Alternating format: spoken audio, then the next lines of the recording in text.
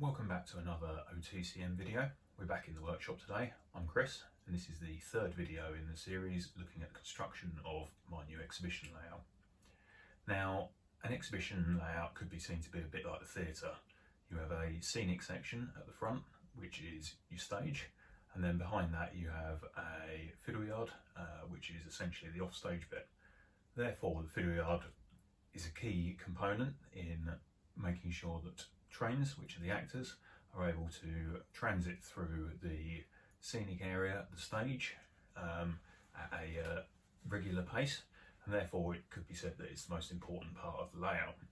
So in this video we're going to take a look through the construction of what I've got beside me. Quite a big fiddle yard, 12 foot long, 2 foot wide and 12 tracks across it, plus a couple of sidings. So we're going to have a look at how we went from a bare baseboard through to a completed fiddle yard that's all up and running. So what I'm going to do before I get stuck into any track laying and rush onto the newly built baseboards is modify the picot points ever so slightly. In my mind, this gives us better running and removes the need for some clean connections, which is always good. It means any dirt getting in the way won't cause trains to stall. So this is a code 75 short radius left hand turnout. It's not one I'm going to use on the layout, it's just one I had spare, which I'm just using for example purposes. But it's a standard Pico electro frog point. We've got the V, which is a common section, so that's this bit. That has to be switched regardless of what we want to do, otherwise we'd end up with a short circuit when a train runs over it, or a dead section. We've then got the switch blades, which are the sections which move across. Now, as Pico designed these points, you feed the power into them through each rail, and it then transfers through the switch rails and then down the point.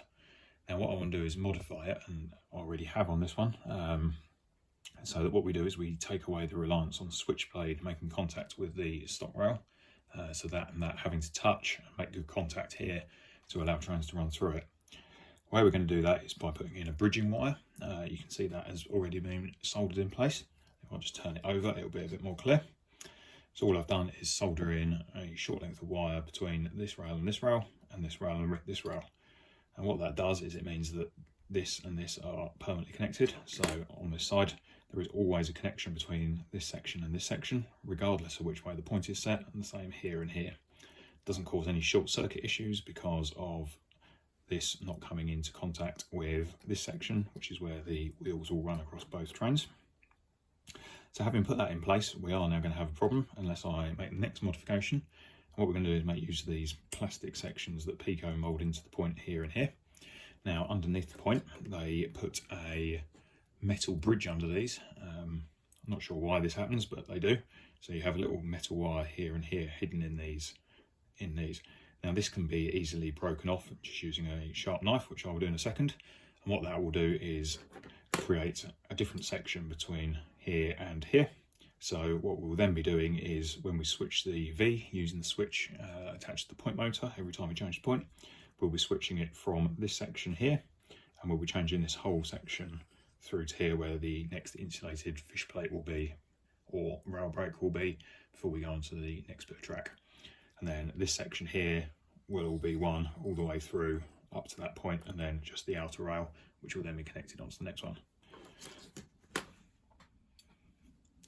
So what I'm going to do is just break those connections just to show that it's quite easy. I usually find the best way to do it is just to use a knife, that sort of shape. I'm just using a blunt old one here. What we'll do is we'll just stick the knife in and we'll just hook underneath that wire. A bit of a technique to it. Sometimes it's a little bit awkward, but what we can do is essentially just break the wire link without damaging any of the rest of the point, hopefully. We're obviously hidden underneath, so it doesn't matter too much. This one's being an absolute pig, doesn't want to snap. That's a bit better. So one end loose, and then we'll just chisel under the other end, just break the small soldered joint that's there,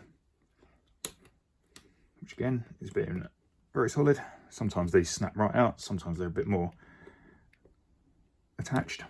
Doesn't matter because we can just snip the wire. So I'm going to give up on that one. It obviously doesn't want to come. Just going to try this one again. There we go. Sort of snaps the soldered joint. We've now got the two connections loose. This is just very thin solid wire, as can hopefully be seen, just sticking out the layout out the bottom of the point now. So I'm just going to grab a pair of pliers, just snap that off.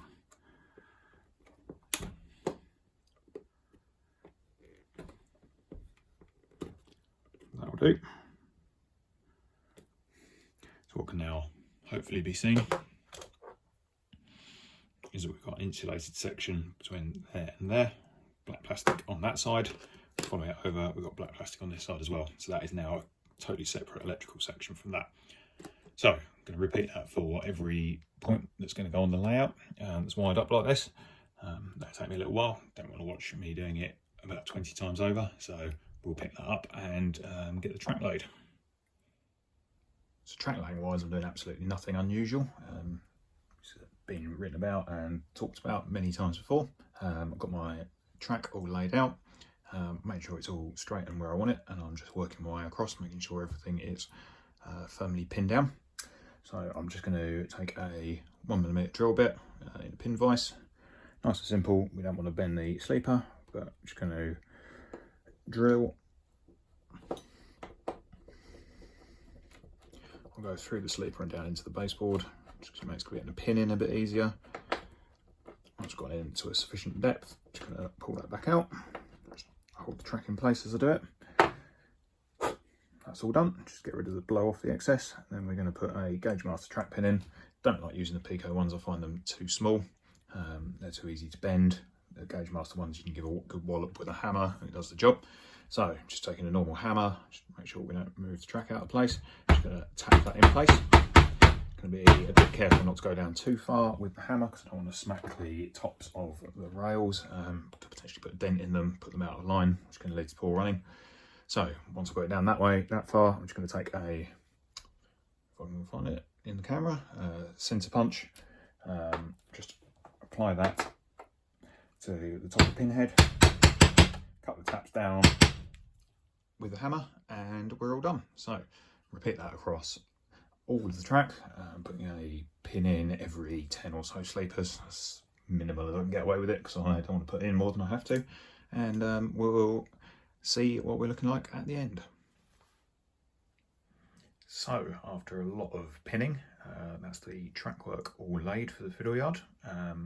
Quite pleased to have got to this stage. It's been quite a big job. It's taken quite a long time to do, understandably, because there's a lot of track involved, but there we go. Anyone attentive may notice there's some wires appeared on the sides of the rails. Ignore those, we'll cover those in a bit. I just forgot to film this section before I started the wiring, so yeah, pretend they're not there. So looking at this at the moment, we're looking from what would be the outside of the oval of track. So the outer loop, as it were, is the set of fiddle yard loops nearest to us. We've got 6 tracks in each direction, so potential for 6 trains or more shorter trains if we stack them, multiple trains on the roads. And you can see that coming onto the layout, there's 2 3-way points. These are spread quite a long way out. They're more at like 4-track spacing rather than 2-track spacing. And what happens is the tracks will then close back up to 2-track spacing on the first of the curve boards that bring the tracks around to the scenic section on the layout. The reason I've done that is to maximise the length of fiddle yard roads and allow me to use the 3-way points and bring an extra track off on the middle. That gives me 2 roads of the absolute maximum length possible. Whereas if I'd have laid it out a different way with an extra ladder, I would have lost about 9 inches off each end of one of those tracks, or both of those tracks even, which would have been a bit of a disadvantage. So using the 3 ways is quite a handy way of saving a bit of space there. Over at the back, which is actually the inside of the oval, so where the operators will be, there's 2 dead end sidings. These are going to be loco sidings, so there'll be 1 or 2 locos on each, and then there's just about space for 2 bobos to sit, so class 20 or class 76, something along those lines. A pair of those can sit on those sidings past the clearance point and wait there and be used to switch between different trains. Part of the idea is that electric locos will work trains on in one direction and be changed for diesel locos, so I need somewhere to be able to hold those locos to save handling them on and off the layout constantly. So as we pan round, we'll take a look at the rest of the fiddle yard. So you can see the ladders opening up in the foreground. Those loco sidings are accessed off a double slip right over there at the back. And as we pan round, you can see nice straight tracks, a lot of them. Then that runs for the length of the 12-foot fiddle yard. And then we have a repeat of the layout we had at this end at the far end. We're going to take a quick closer look at that now. So we're still looking from the outside layout here, but you can see it's just a replica of the other end. We've got a ladder of points heading down into a three-way, and then we've got the 4-track spacing heading off back onto the curve, which will take the trains back round to the front of the layout. Over in the distance, on the inside of the layout, again there's a dead end siding. This one is slightly longer and there's only one of them. Just zoom in slightly. The idea of this is that it will be able to hold a short train, so a couple of locos and a brake van, perhaps a 2-car DMU on an enthusiast special, something I've got lined up for the layout. It just sits a short train there out the way, essentially, and it saves it tying up a full-length road, which would not be a very efficient use of space within a fiddle yard. Now on that side, that is accessed by a single slip, which is just visible over the back. The reason for that being a single slip rather than double slip is it's just what I had in stock. So I had the double slip and the single slip in stock. There's a lot of points gone into this fiddle yard. I was keen to keep expense down where possible. So as I had a single slip and a double slip which had been purchased for a previous layout, it made sense to use them where possible. It would have been a wasted opportunity otherwise, and they basically provided me with a free point, and then I've got the kickback siding as a benefit of that. Right then, so now we've got the track work all down, it's time to move on to getting the wiring done. So this is going to be a DCC layout, as I've already explained. So we're going to be wiring it up on a common bus system, one positive, one negative wire. For reliability, I like to make sure that every single piece of track is connected to the bus, so there can be no power drop off through fish plates or any chance of a piece of rail not being electrically live, causing bad running. So to do that, we're just going to take appropriately length bit of wire, tin it up, and then get it soldered on. So here's a bit of wire. I'm using a liquid flux, just using Carl's Green, just because it's something I've got. Fluxing brush, i.e. just a cheap paintbrush so you don't mind getting ruined. A little bit of flux on the end, and I'm going to take my soldering iron, bit of solder on, and I'm just going to touch that on the end, just to tin the wire. So that's all good. Pair of pliers, hopefully this shows on the camera. Just going to twist the end over and bend the wire in ever so slightly just to make it the right shape. And now we'll get that attached to the track. So in true Blue Peter style, I've already drilled a hole conveniently there. So just going to connect it onto this bit. So we've got our wire. I'm going to apply a bit of flux to the rail side, again using the same flux I was using before. And I'm just going to take a pair of tweezers, just zoom in a bit so you can see what's going on. I'm going to take a pair of tweezers, just hold that in position, and just solder that wire onto the rail side. This is one of what will be many soldered connections on this fiddle yard, because there's an awful lot of bits of rail across 12 tracks and 12 foot. But we're just going to apply solder. Flux will make sure we get a nice joint, just to make sure there's plenty of heat in there. Looks good joint. Pleased with that. There we go. All done. So I'm now going to repeat that about 150 times across the rest of the layout, and we'll come back and have a look once that's done. So I've been busily beavering away with the soldering iron. I reckon there must be at least 150 soldered joints in the both boards of the fiddle yard, but we're finally there with all the droppers connected, which is a bit of a victory, I think, from my perspective. As you can see now, we have soldered joints on both rails for every track as we work way across the fiddle yard, and then as we work along, all the way along the fiddle yard, where we go across the track joint, we then find that we've got another set of droppers, just making sure that every rail length is connected so that we ensure continuity, and keep on going. Point work all has a soldered dropper onto the outer rail. The central V is driven by the connection of the switch, the common pole of the switch, which will be underneath with the point motor, so that doesn't need a feed. And because I modified the points, as you saw earlier, we don't need any feeds onto the switch rails themselves, because they're fed directly from the outer rails because we took that soldered link out and put the new link in. So every single part of this track should be connected from the top with a dropper wire underneath. We'll have a quick look underneath the layout and see how things are looking there. So underneath at the moment it's looking like a bit of a jungle. We've got all the dropper wires coming through. We've got black for the rear rail and red for the front rail, so it's nice and easy and we can't get any connections missed or mixed up rather. So that's all looking really good. We've got one set of droppers in a row there. We've got another set of droppers in a row here. As we swing round, we have various others which will all be tidied up once we get onto the bus wire, and then we've got the point V droppers which are coming down, which are using the existing Pico connections on those. So before we go any further and risk the temptation of charging onto the next stage, I'm just going to take 5 minutes out and get some warm water with some washing up liquid in it, get an old toothbrush and clean up where all the solder joints have been made onto the rails. Flux is quite a corrosive product and it has a nasty habit of turning nickel silver green with corrosion over time, so it's well worthwhile cleaning it up. Also it leaves a sort of horrible sticky mess over the rail just where the heat's been applied to it. We want to get rid of that because we obviously don't want that transferring onto our loco and rolling stock wheels. Not generally the best thing we could be looking for, so I'm going to do that first, and then we'll get the board turned over and start work on soldering up the bus wires underneath. Okay, so the track's all cleaned on the top. Happy that that's all done, so I've flipped the baseboard over. A little bit difficult to work between the frames because they're 4 inches deep, but something we can live with. The depth will be useful later once we've got the point motors on.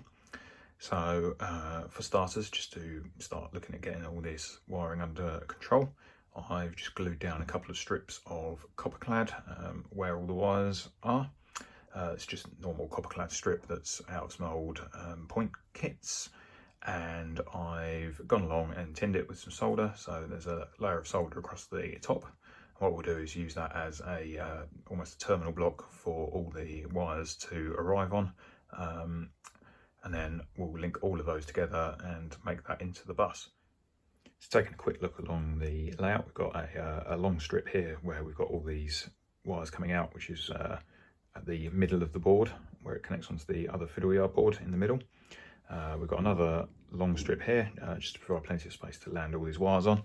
And as we move along and the tracks get a bit more sparse and where all the points are, we've got a couple of shorter strips, and that runs all the way along to where all my mess is, where I'm currently working on it. And what we'll end up with at the end is all the dropper wires tied up, trimmed down and soldered on, just like these are where the first ones are that I've got started with. And we'll daisy chain all of these bits of copper clad together just with some more wire, link it all up. I've always used this method for putting my bus wires together. I like the wires to be nice and tidy and logically laid out underneath. I just think it helps prevent any of the wires getting snagged during transit or when you're moving the layout around, so I'm a big fan of that. It also looks very neat and tidy, and some people like to use a self-adhesive bus wire, the self-adhesive copper strips you can buy. Personally, I prefer to use a bit of copper clad, which in my mind does the exact same job. It's just a bit more secure, and then link it together with wires. There's obviously multiple other ways of doing it, which are a bit more expensive. So you can buy things like clip-in connectors, DCC Concepts, and many other manufacturers make those, which would make the whole process solder-free. However, from my perspective, I've got this copper clad strip in stock. I don't need it for building any point work at the moment, so it makes sense for me to use it for this purpose. So again, in blue Peter fashion, here's one I made earlier. This is the other board, which I've now finished wiring the bus wire up on, other than the connectors at each end. So as you can see, the little copper clad strips are all linked together, daisy chained off one another with bits of wire, and then all the wire neatly runs down and links into it. And then as we move towards the centre of the board where we've got the 12 tracks running parallel, there's obviously a lot more droppers onto those longer strips, and then that continues one for each segment of the baseboard. So on this next one we will be replicating that, and then both will look very similar to one another. As I mentioned before, I'm planning on using frog juicers to switch the common V section on each of the electric frog points. Doing this so that if a train runs into it with the point set the wrong way, it doesn't short out the whole layout. The V will change and the train will derail instead, which I think is a better option. Means that anything on the scenic side of the layout won't grind to a halt if someone overshoots in the fiddle yard. To switch the polarity, I'm going to be using a frog juicer, as I say. The one I've chosen to use are these, which is the Gauge Master DCC 80 Autofrogs. These are pretty reasonable value. You get a bulk pack of 3, which is what I've got here. Obviously you've got quite a few packs of 3 because you need 1 for each point V. Inside you get, obviously, as it's a pack of 3, you get 3 of the frog juicers, and each one looks like this individually. So it's got 1 screw hole to allow you to attach it to the baseboard, a couple of capacitors and relay and some resistors. Don't need to worry too much about that. Underneath we've got a pad that just helps it sit flat on the baseboard, and then we've got 3 solder terminals, one here, and one here. This one here is the common, which goes to the point V, and this one are connected to the bus wire. And then what happens when your loco runs onto the point, the frog juicer detects which polarity the loco is on and sets the point V up accordingly. So what we're going to do is take that. I've got a couple of bits of wire, 2 short red and black to connect to the bus, and 1 green for the common, which we'll take out to the point V. Just going to have a quick look at the layout and see where we'll mount it, and we'll go from there. I'm going to mount this at this end. I'll pop it between these 2 bits of copper clad so we can easily connect up the bus wire connections, and we want to run it up to here, which is where the point V feed is at the moment. So with the 2 bus wire feeds on the left hand side and the common on the right, I think it will sit quite nicely sat in there like that. We can run the feeds from the bus wire out like this on the side, and the common can come out here and run up and look nice and neat and tidy doing it that way. So I noticed with the last couple of these I've done, you need to tin the pads for the connections. So I'm just going to apply a small amount of flux to each one, just like so. Then we'll just get the solder on, a bit of solder.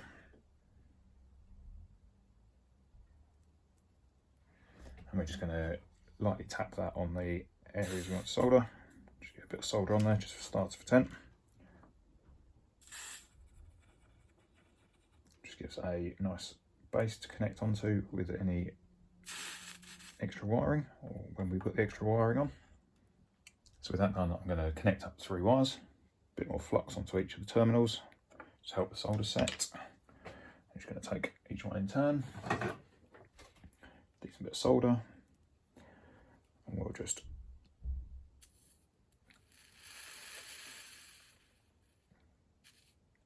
get some heat in there and get that connected.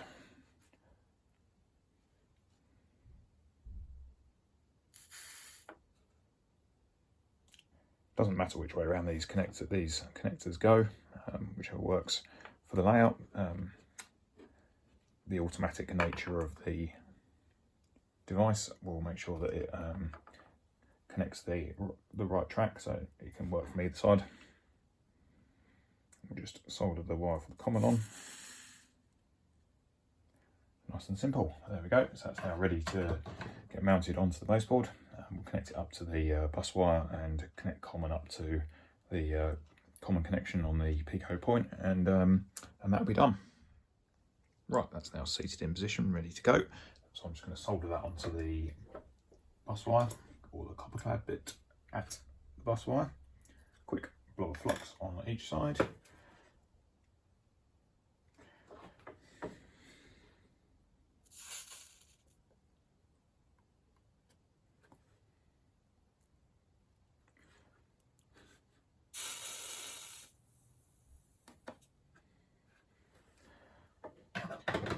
There we go, nice strong connection on that. And then next thing we're going to do is just drill a hole through the pre-made hole in the circuit board.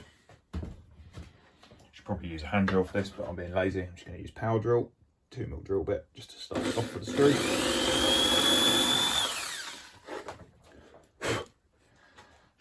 Just a small, very shallow hole put in there.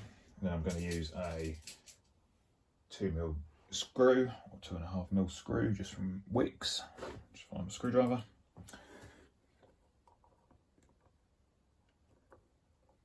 Just drop that into place, and then we can just pop the screw in, hold everything nice and tight.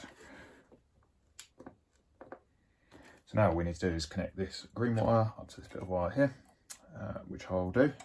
Get that sorted, tidied up, nice and neat. So I've temporarily rigged the baseboard up to my DCC controller, just a couple of wires plugged onto the bus wire just for now, just so we can do some testing. Plug the controller in, and good news is we've got no shorts. Everything seems to be sitting there happily, so that's a good start. So I've chosen the shortest wheelbase loco I've got, which is this Helgen 05. It's not got Stay Alive in it or anything, so it's a good one to test the track with. Not much point in using a long wheelbase loco, which will clear any dead sections without a worry. We want to use something short wheelbase so that it finds any dead sections. It's the whole purpose of testing. So I'm just going to get cracking with this. Hopefully we're going to get some action. First time the loco has moved in quite a while, but it's off. That's a good start. I haven't wired up any of the point motors yet. We'll do that in good time. Just want to make sure the track works for starters. That click you just heard is the relay changing on the Autofrog. Seems to be good going through that point.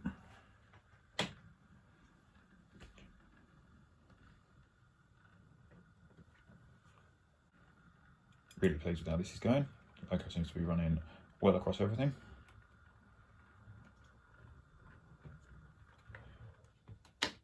Should fire that one. Just give this one a test. Obviously, actually, I'll do this in a logical fashion once we've done the video, just to make sure everything works. But so far, so good. Really pleased with this. Feels like a big moment in the construction layout. There's been a lot of soldering gone into it to get it this far. So it's good to actually see a train running at long last.